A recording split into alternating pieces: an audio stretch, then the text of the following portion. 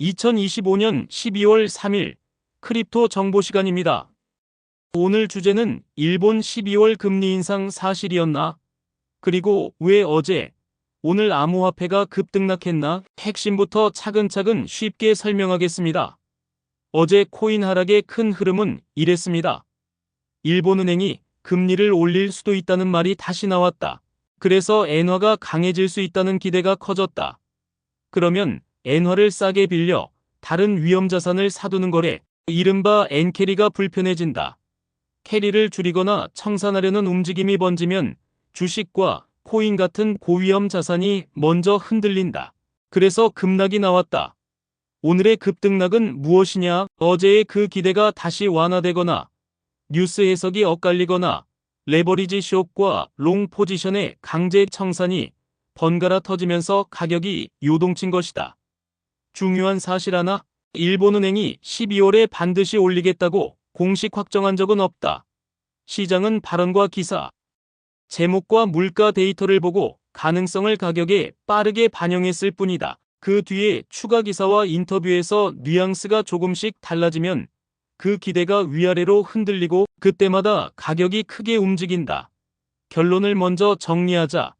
금리 인상 계획이 사라졌다가 아니다. 가능성에 대한 시장의 베팅이 흔들린 것이다. 그리고 엔캐리 불안이 완전 해소됐다가 아니다. 당분간 뉴스가 나올 때마다 세기가 강해졌다 약해졌다 할 수 있다. 이제 타임라인을 압축해보자. 최근 들어 일본은행 내부 인사와 전직 관료들의 코멘트, 그리고 주요 매체의 해석이 겹치면서 데이터가 받쳐주면 추가 인상 가능성이 있다라는 메시지가 반복됐다. 전직 고위 관료가 12월 인상도 배제할 수 없다라는 취지의 멘트를 하자 시장이 민감하게 반응했다. 여기서 중요한 포인트, 배제할 수 없다와 반드시 한다는 다르다. 그러나 시장은 연말 유동성이 얕은 시기라 한 문장에도 크게 출렁인다. 이 기대가 커지면 어떤 일이 벌어지나? 달러 대비 엔화가 강해질 수 있다. 그러면 엔화를 빌려 달러 자산을 사던 투자자들이 활리스크와 이자, 비용을 의식한다. 캐리를 줄이거나 접는 방향으로 포지션을 조정한다. 그 과정에서 먼저 타격을 받는 자산이 변동성이 큰 코인이다. 그래서 급락이 빨랐고 다음 날에는 반대 포지션 청산과 기술적 반등이 섞이며 급등락이 이어졌다. 여기까지가 배경이라면 팩트 체크를 해보자. 첫째, 12월 금리 인상 확정 발표는 없었다. 둘째, 가능성을 키우는 신호는 분명히 있었다. 물가 흐름, 임금 협상 기대, 일부 매파적 멘트. 셋째, 오늘 반등을 인상 계획 철회로 단정할 수 없다. 해석 완화, 숏 청산, 기술적 반등이 한꺼번에 나왔을 가능성이 크다. 넷째, 일본은행의 기본톤은 급진적 긴축이 아니라 데이터에 의한 점진적 정상화다. 즉, 숫자와 환경을 보면서 천천히 간다에 가깝다. 엔캐리를 아주 쉽게 한 장으로 설명하자. 금리가 낮은 통화, 예를 들면 엔화를 싸게 빌린다. 그 돈으로 수익률이 높은 달러 자산이나 주식, 채권, 코인 등을 산다. 금리 차이와 자산 가격 상승을 함께 노린다. 그런데 일본이 금리를 올릴 수 있다는 기대가 커지면 어떻게 되나? 엔화가 강해질 수 있다. 환차손 위험이 커지고 빌리는 비용도 올라간다. 그래서 캐리를 줄이거나 접는 쪽으로 움직인다. 이럴 때 코인은 변동성이 커서 먼저 크게 흔들린다. 실제로 최근 몇 년 사이에도 엔화 강세 기대가 커질 때 비트코인이 눌리는 장면이 자주 나왔다. 그렇다면 왜 급락 다음에 급등이 곧바로 나오나? 이유는 네 가지다. 첫째, 헤드라인 민감도다. 매파적 한 문장이 나오면 파생 포지션이 한쪽으로 쏠린다. 둘째, 유동성 시즌성이다. 연말과 월말에는 호가창이 얇아 작은 주문도 큰 파동을 만든다. 셋째, 청산 연쇄다. 선물 포지션은 정해둔 가격을 건드리면 자동으로 정리된다. 도미노처럼 터진다. 넷째, 되돌림이다. 반대 방향의 기사나 발언이 나오거나 기술적 지지대에서 반등이 나오면서 숏 포지션이 역청산되고 비자 반등이 연출된다. 그래서 뉴스의 실체가 무엇이든 기대와 해석과 포지션에 밀고 당기기가 변동성을 증폭시킨다. 이번 이슈에서 반드시 구분해야 할 것, 사실과 해석의 차이다. 사실은 일본은행이 데이터가 맞으면 정상화를 검토한다는 큰 틀을 유지하고 있다는 것이다.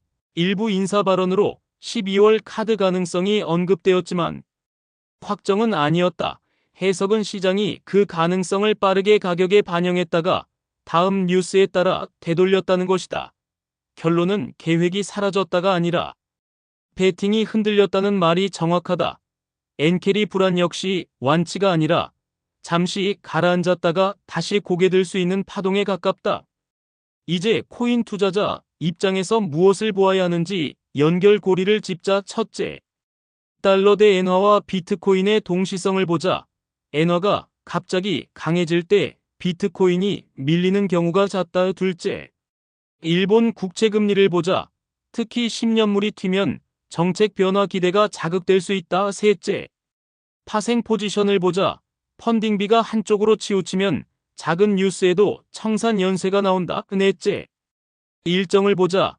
일본은행 회의 전후 24시간에서 72시간은 변동성이 커지기 쉬우니 레버리지 줄이는 것이 상책인 경우가 많다. 이제 오늘 같은 움직임을 읽는 루틴을 5단계로 정리한다. 1단계 공고 확인. 일본은행 일정, 총재와 부총재 발언, 일본 물가와 임금 발표 예정일을 체크한다. 2단계 엔화와 금리 확인. 달러 대비 엔화, 일본 10년물 금리의 급변을 본다.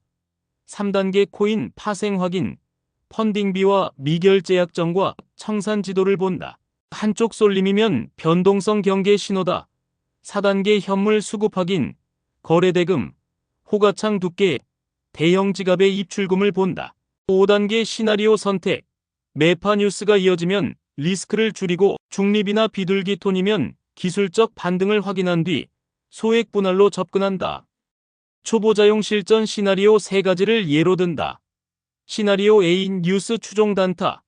조건은 매파 헤드라인, 엔화 급반등, 펀딩비 한쪽 과열이다. 행동은 레버리지를 줄이고 돌파는 되돌림 지지 확인 때에만 소액으로 들어간다. 손절가는 숫자로 미리 정한다. 시나리오 B 반등 대기. 조건은 매파 기대가 가라앉고 펀딩 과열이 정상화되며 전저점 지지에서 거래량이 줄어드는 구간이다. 행동은 과거 지지대에서 분할 진입, 목표는 10에서 20%. 기술 반등. 악재가 재등장하면 기계적으로 손절, 시나리오 C 관망. 조건은 일본은행 회의 전후 이틀 뉴스. 혼전, 펀딩 과열과 청산 확대다. 행동은 현금 비중을 올리고 레버리지는 최소 또는 0 일정이 지나고 추세를 확인한 뒤 대응한다. 자주 묻는 질문에 답한다. 첫째, 엔캐리 불안 오늘로 끝났나? 아니다. 일본은행이 점진적 정상화 프레임을 유지하는 한 데이터와 발언과 보도에 따라 엔화 변동성과 캐리 축소, 재개 이슈는 반복될 수 있다. 둘째, 어제 급락은 가짜 뉴스였나? 아니다. 가능성 보도를 시장이 강하게 가격화한 사례다. 확정 발표는 없었다. 셋째, 코인과 엔화의 상관이 항상 같나? 아니다. 고정은 아니지만 매크로 충격과 레버리지, 청산과 고변동 자산의 연결은 자주 나타난다. 넷째, 지금은 매수인가 매도인가? 정답은 없다. 교육용 원칙은 분할 진입, 분할 청산, 숫자 손절, 그리고 일정 리스크 관리다. 실전 체크리스트를 3분 안에 끝내보자.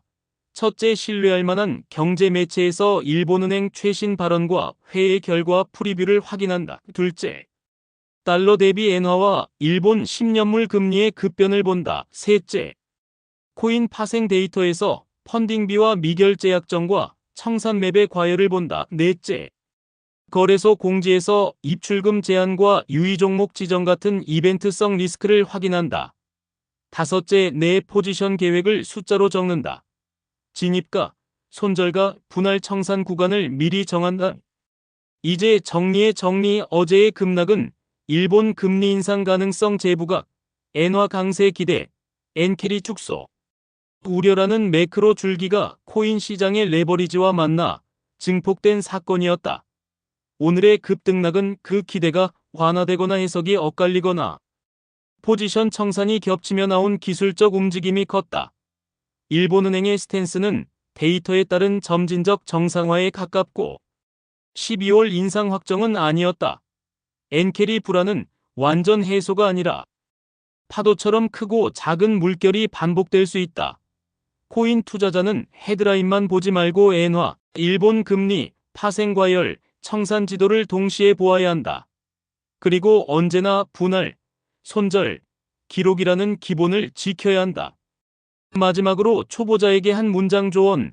헤드라인은 시동, 데이터는 연료, 포지션 관리는 브레이크다. 시동만 3개 걸고 브레이크가 없으면 커브에서 넘어지기 쉽다. 일본은행 이슈가 다시 나와도 당황하지 말고 지금 배운 5가지 루틴으로 차분히 확인하자. 일정과 포지션을 숫자로 관리하자. 그리고 기억하자.